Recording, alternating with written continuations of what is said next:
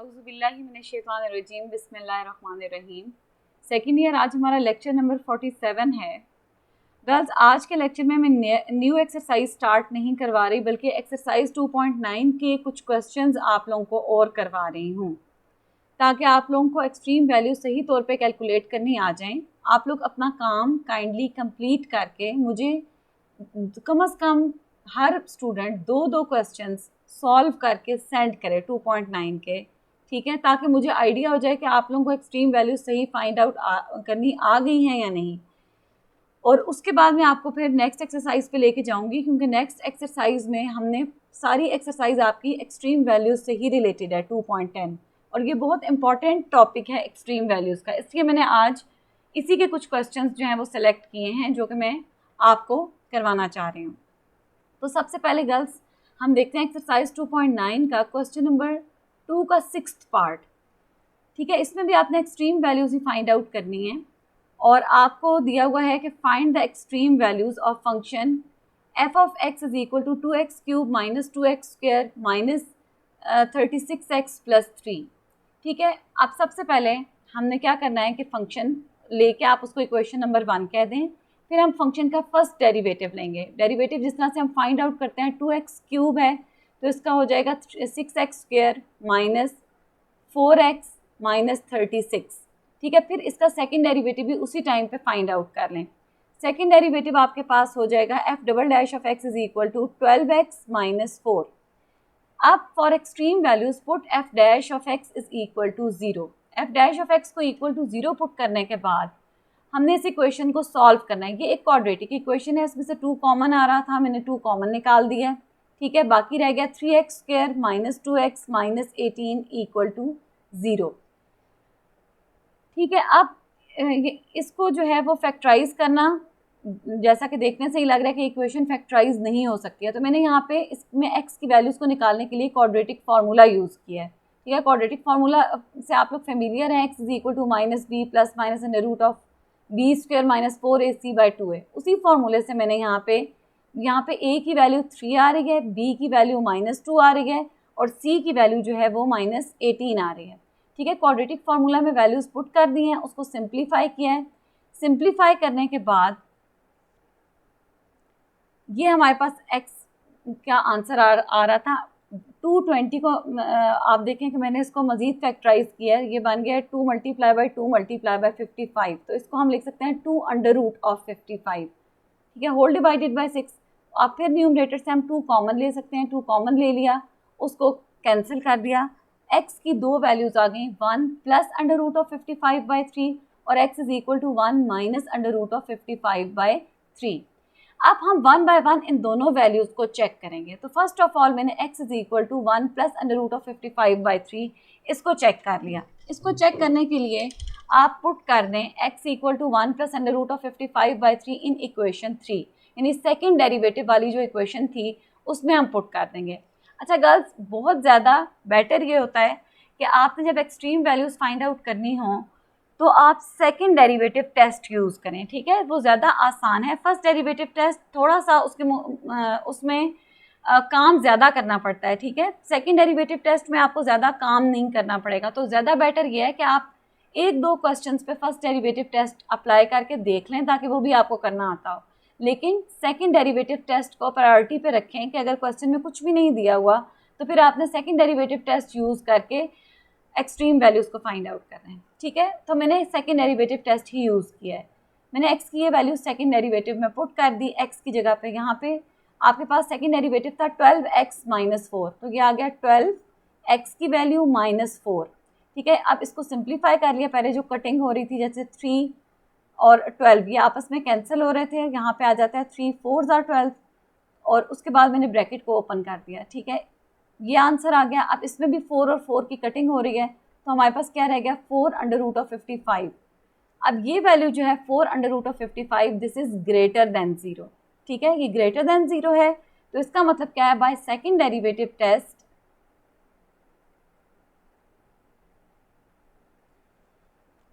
अच्छा इसकी यहाँ करेक्शन कर लें। By second derivative test x is equal to 1 plus under root of 55 by 3 is relative minima of f, ठीक है। ये यहाँ पे आप लोग करेक्शन कर लें।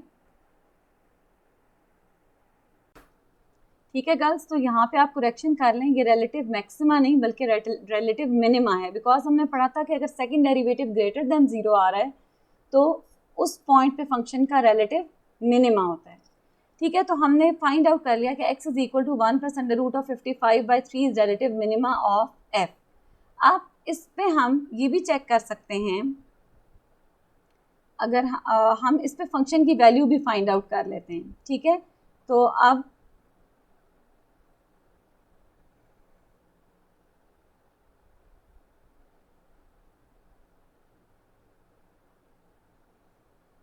इस पे आप देखें फंक्शन की वैल्यू अगर आपने फाइंड आउट करनी है तो आपने फर्स्ट इक्वेशन में x की जगह 1 plus under root of 55/3 put कर देना है। ठीक है, अब आप फर्स्ट इक्वेशन में अगर पुट कर दें अंडर रूट फर्स्ट इक्वेशन में अगर आप पुट कर दें 1 प्लस अंडर रूट ऑफ 55/3 तो आपके पास क्या आ जाएगा।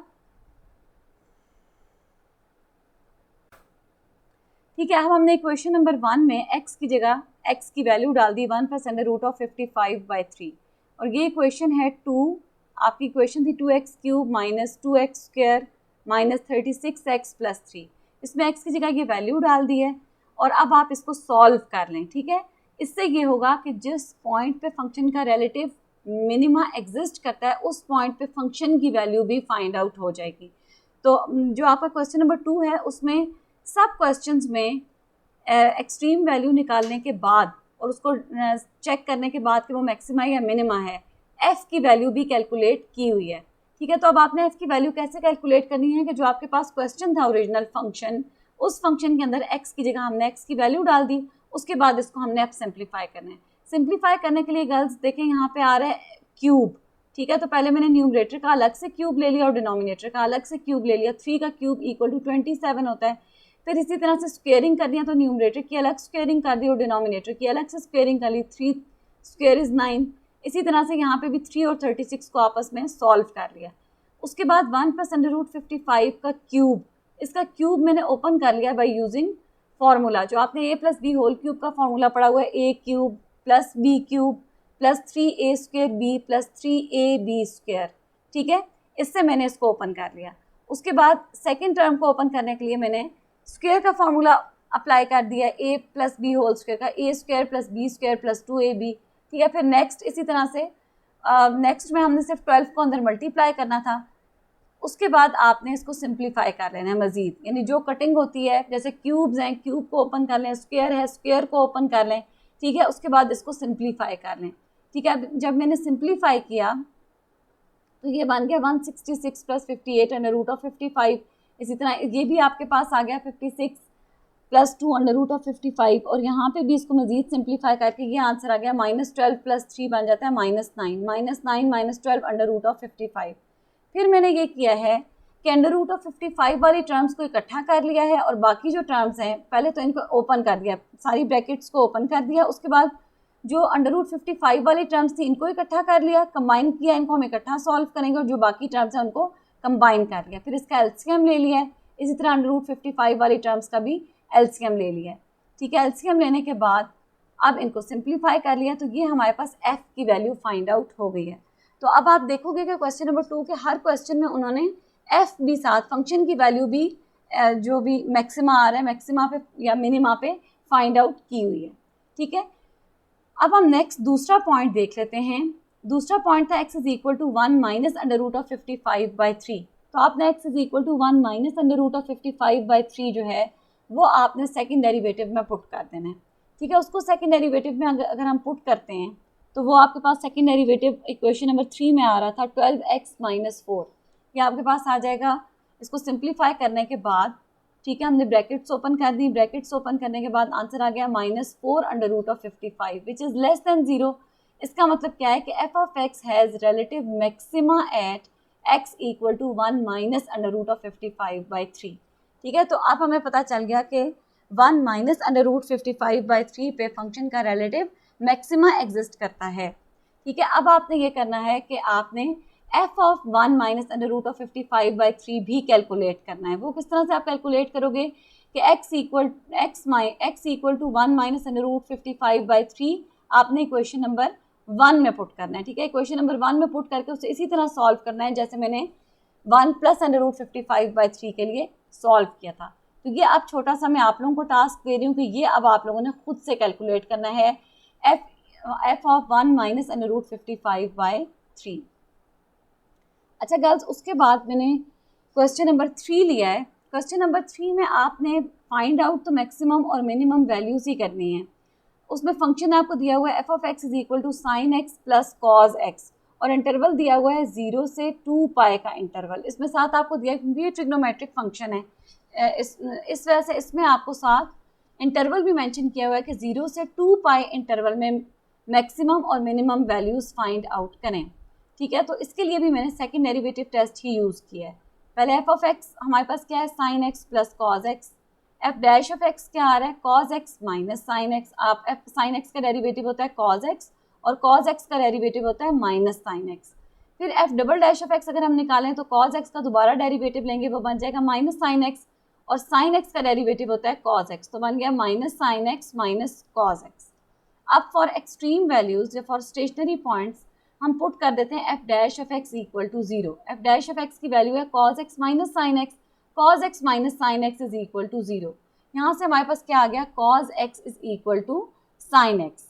ठीक है, अब cos x is equal to sine x. अब कौन सी x की वैल्यूज हैं जिसपे cos और sin की वैल्यूज इक्वल आती हैं। पहले तो आप ये देख लें कि cos x is equal to sine x अगर आपके पास आ रहा है तो 0 से 2 पाई इंटरवल में कौन से हमारे पास क्वाड्रेंट्स हैं जिनमें साइन और cos की वैल्यूज पॉजिटिव होती हैं, यानी सेम होती हैं, या तो दोनों पॉजिटिव हों या दोनों नेगेटिव हों। तो एक तो हमारे पास फर्स्ट क्वाड्रेंट होता है, फर्स्ट क्वाड्रेंट में हमारे पास साइन और कॉस दोनों पॉजिटिव होते हैं, बल्कि इसमें सारे ट्रिग्नोमेट्रिक फंक्शंस पॉजिटिव होते हैं। और हमें ये भी पता है कि x इज इक्वल टू π/4 पे साइन और कॉस की वैल्यू सेम होती है। साइन की वैल्यू भी 1/√2 होती है और कॉस की वैल्यू भी 1/√2 होती है। तो एक जो फर्स्ट क्वाड्रेंट में वैल्यू आई वो हमारे पास आ गई x इज इक्वल टू π/4। दूसरा साइन और कॉस दोनों थर्ड क्वाड्रेंट में नेगेटिव होते हैं। तो थर्ड क्वाड्रेंट में अगर हमने वैल्यू लेनी है तो थर्ड क्वाड्रेंट हमारे पास बनेगा, पूरा एंगल ये आपके पास बनता है पाई प्लस π/4, यानी थर्ड क्वाड्रेंट में अगर हम एंगल निकालते हैं तो वो बन जाता है पाई प्लस π/4। गर्ल्स, आप लोगों को अगर याद हो, हम लोगों ने फर्स्ट ईयर में जो लास्ट चैप्टर किया था 14 चैप्टर, उसमें हमने ट्रिग्नोमेट्रिक इक्वेशंस जो है वो सॉल्व की थी। वहाँ पे हम एक रेफरेंस एंगल निकाल लेते थे। तो यहाँ पे रेफरेंस एंगल बन रहा है π/4। फर्स्ट क्वाड्रेंट में इसका आंसर आ रहा है π/4, और थर्ड क्वाड्रेंट में आंसर होता था पाई प्लस रेफरेंस एंगल। तो थर्ड क्वाड्रेंट में हमारे पास आ जाएगा पाई प्लस π/4। ठीक है, पाई प्लस π/4। अब मैं अगर इसको सॉल्व करूं तो ये 4 मल्टीप्लाई बाय 1 पाई, ठीक है, 4 प्लस 1 5 π/4। तो हमारे पास x की दो वैल्यूज आ गई, x इज इक्वल टू π/4 और x इज इक्वल टू 5 π/4। अब सबसे पहले हम पुट कर देते हैं x is equal to π/4 in equation 3, यानी जो आपके पास सेकंड जो डेरिवेटिव आपने फाइंड आउट किया था उसमें x की जगह π/4 पुट कर देते हैं। आपके पास आंसर आ गया माइनस साइन π/4 माइनस कॉस π/4। अब आपको पता है साइन π/4 होता है 1/√2 और कॉस π/4 भी 1/√2 होता है। आपके पास आंसर आ जाएगा -2/√2, या हम इसको लिख सकते हैं -√2। तो ये आपके पास जो आ रहा है नेगेटिव आंसर आ रहा है, ठीक है, माइनस के साइन के साथ आ रहा है। This is less than 0। इसका मतलब है कि f of x has relative maxima at x is equal to π/4। ठीक है, उसके बाद नेक्स्ट हम लोग देख लेते हैं x is equal to 5 π/4 equation 3 में पुट कर देते हैं। x इज इक्वल टू 5 π/4 अगर हम पुट करें तो अब आप चाहे तो कैलकुलेटर से वैल्यू कैलकुलेट करके देख लें, साइन 5 π/4, यानी आप पहले 5 π/4 एंगल निकालें, उस पर साइन को देख लें, ठीक है, वो आपके पास आंसर आता है -1। इसी तरह cos π/4 का भी 5 π/4 का भी आंसर आता है -1। तो आपके पास आ जाएगा ये माइनस और माइनस प्लस हो गए, यानी 1 और माइनस माइनस प्लस, तो 1 + 1, 1 + 1 is 2, that is greater than 0। इसका मतलब क्या है कि f of x has relative minima at x is equal to 5 π/4। Clear है गर्ल्स? तो इसमें आपको एक और बात भी आप लोगों को यहाँ पे मैं बता दूँ, आमतौर पे जिन क्वेश्चंस में कहा हुआ होता है कि आपने वैल्यू निकालनी है, एक्सट्रीम वैल्यू, वहाँ पे x की वैल्यूज़ ही फाइंड आउट करनी है। जहाँ पे आपसे कहेंगे कि मैक्सिमम पॉइंट निकालें, ठीक है। तो हम याद रखें पॉइंट के कोऑर्डिनेट्स होते हैं, एक्स कोऑर्डिनेट और वाई कोऑर्डिनेट। जहाँ पे पॉइंट कहा हुआ होगा वहाँ पे आपने एक्स की भी वैल्यू निकालनी है और एफ ऑफ एक्स की भी वैल्यू निकालनी है। और जिन क्वेश्चंस में आपको कहा हुआ होगा कि आप सिर्फ एक्सट्रीम वैल्यू निकालें, पॉइंट का लफ्ज़ नहीं यूज़ किया हुआ, सिर्फ वैल्यू निकालने के लिए कहा हुआ है, वहाँ पे आपने सिंपल एक्स की वैल्यू पे ही चेक कर लेना है। इसमें F of x find out करने की फिर ज़रूरत नहीं होगी, यानी एफ ऑफ पाई बाय 4 निकालने की ज़रूरत नहीं है या एफ ऑफ 5 पाई बाय 4 निकालने की ज़रूरत नहीं है। तो अब ये डिफरेंस जहन में रखें कि अगर क्वेश्चन में कहा हुआ होता है कि पॉइंट निकालें, तो आपने एक्स की पहले वैल्यू निकाली, फिर उसको चेक किया कि उसमें मैक्सिमा है या मिनिमा है, फिर जो भी है वट एवर, अगर मैक्सिमा है या मिनिमा है, फिर आप एफ ऑफ दैट वैल्यू भी निकालें, यानी एफ ऑफ पाई बाय 4 भी निकालें, ठीक है। और ये याद रखिए, ठीक है। और बुक में ये है कि आपके जो क्वेश्चंस दिए हुए एक्सरसाइज में, उसमें कहीं पे भी पॉइंट निकालने का खुद से नहीं कहा हुआ, ठीक है। आपको जहाँ जहाँ कहा हुआ है वो यही कहा हुआ है कि एक्सट्रीम वैल्यू निकालें। तो आपने बेसिकली आपके जो कुछ सेकंड क्वेश्चन भी बनता है, सेकंड, थर्ड, फोर्थ, फिफ्थ, इन सब में आपने एक्स ही की वैल्यूज़ निकालनी है। लेकिन जो सेकंड क्वेश्चन है उसके तमाम क्वेश्चन के आंसर्स में उन्होंने एफ भी कैलकुलेट करके लिखा हुआ है, इसलिए मैंने आपको सेकंड क्वेश्चन जो एक सॉल्व करवाया है उसमें साथ एफ ऑफ, जैसे हमने f of 1 plus under root 55/3 भी फाइंड आउट कर लिया था, ताकि आपको समझ आ जाए कि ये भी फाइंड आउट करना कोई इतना डिफिकल्ट नहीं है, ठीक है गर्ल्स। अब हम इसके बाद एक और नेक्स्ट क्वेश्चन आपके पास है, क्वेश्चन नंबर 4। अब आप लोग करके देखिएगा, मैं 5 करवाने लगी हूँ। 4 क्वेश्चन में भी सिंपल आपने जो है वो फाइंड आउट ही करना है, उसकी एक्सट्रीम वैल्यू ही निकालनी है, ठीक है। तो क्वेश्चन नंबर 5 में थोड़ा सा डिफरेंस था, क्योंकि उसमें फंक्शन ऐसा था जिसमें हमें लॉगरिथमिक डिफरेंशिएशन करनी थी, इसलिए क्वेश्चन मैंने सेलेक्ट किया है कि मैं आप लोगों को खुद से करवा दूं। और गर्ल्स जो ये थर्ड, फोर्थ और फिफ्थ क्वेश्चन हैं, इनमें से कोई ना कोई क्वेश्चन लॉन्ग क्वेश्चंस में भी, यानी 5 मार्क्स का भी आ जाता है पेपर में, ठीक है।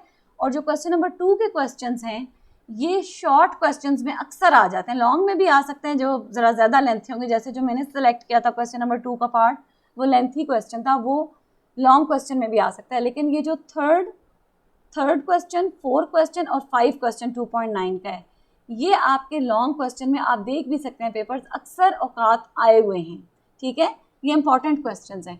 तो अब क्वेश्चन नंबर 5 में देखें, सवाल को सॉल्व करने का, क्वेश्चन को सॉल्व करने का मेथड वही है, ठीक है। अच्छा, अब इसमें क्या डिफरेंस है, असल में आपको इसमें क्या कहा हुआ है, show that y is equal to x raise to power x has minimum value at x equal to 1/e। इसमें आपसे कहा हुआ है मिनिमम वैल्यू। मिनिमम वैल्यू का मतलब है कि यहाँ पे भी आपको एक्सट्रीम वैल्यूज ही निकालनी है और फिर ये बताना है कि x is equal to 1/e इसकी मिनिमम वैल्यू है, ठीक है। तो अब मैंने सबसे पहले फंक्शन ले लिया y is equal to x raise to power x। अब ये फंक्शन इस फॉर्म का है कि इसमें वेरिएबल की पावर में भी वेरिएबल ही आ रहा है, ठीक है। तो जब भी वेरिएबल की पावर में वेरिएबल आ रहा हो और आपने डेरिवेटिव लेना हो, तो हमेशा हम लॉगरिथमिक डिफरेंशिएशन यूज़ करते हैं।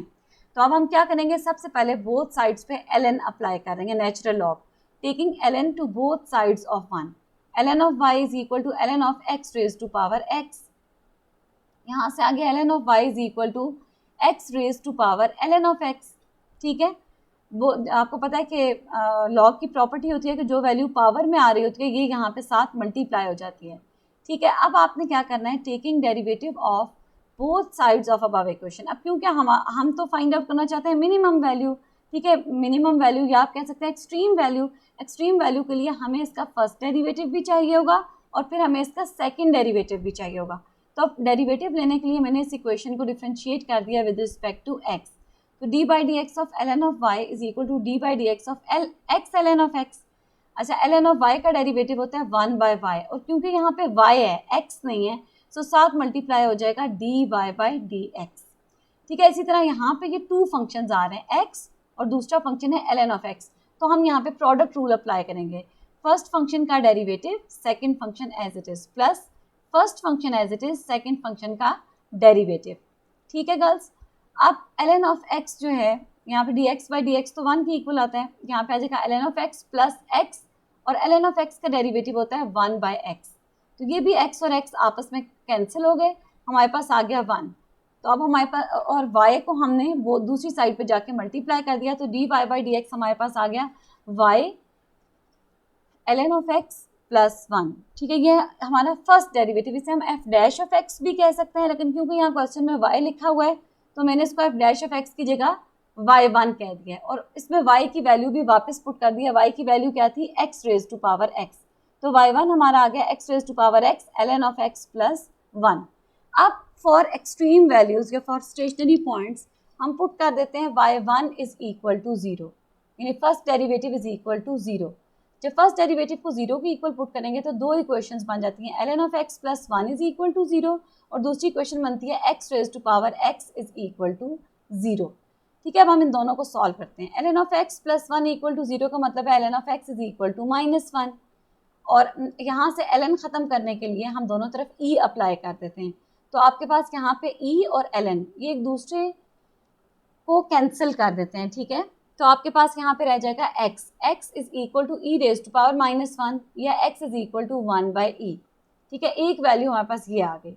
दूसरी जो आपके पास बनती है वो बनती है x raise to power x is equal to 0। ये पॉसिबल ही नहीं है, लेकिन हम इसको फिर भी सिंप्लीफाई करके देखते हैं।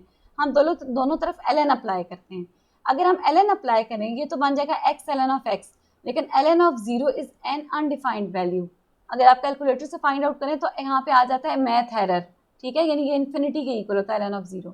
इसका मतलब है कि इधर इससे x raise power x equal to 0 से कोई रिजल्ट भी नहीं निकल रहा, तो हमारे पास सिर्फ जो x की वैल्यू आ रही है वो आ रही है x is equal to 1 by E.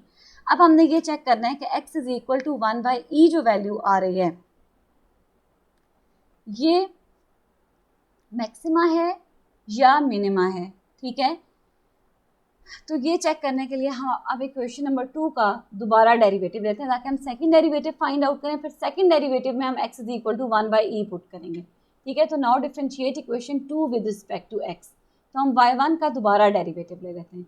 अब जब हमने दोबारा डेरिवेटिव लेना है तो अब फिर ये टू फंक्शंस हैं x raise to power x और ln ऑफ x प्लस 1।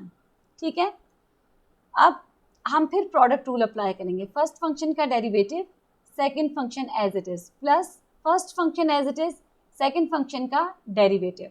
ठीक है, x raise to power x, इसका तो हमने पहले भी डेरिवेटिव निकाला था।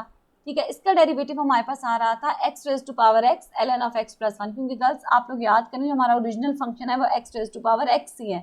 तो x raise to power x का जो हमने डेरिवेटिव निकाला था इक्वेशन नंबर 2 में, इक्वेशन 1 आई थिंक उसको नाम दिया था, वो ये आ रहा था x raise to power x ln of x plus 1, तो मैंने उसकी यहाँ पे वैल्यू डाल दी है।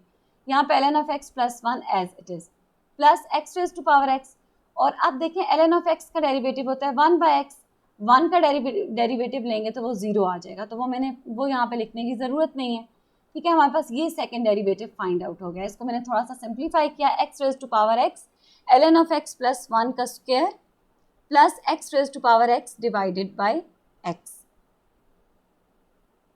ठीक है गर्ल्स, अब हम इस इक्वेशन में से कॉमन क्या आ रहा है, x raise to power x common आ रहा है, वो हम कॉमन ले लेते हैं।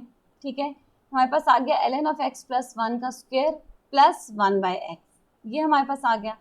अब हमारे पास ये सेकंड डेरिवेटिव आ गया, यानी आप समझिए हमारे पास f double dash of x आ गया, उसको हम y2 भी कह सकते हैं। अब हम इसमें चेक कर लेते हैं x is equal to 1 by E put करके, put x is equal to 1 by E in y2।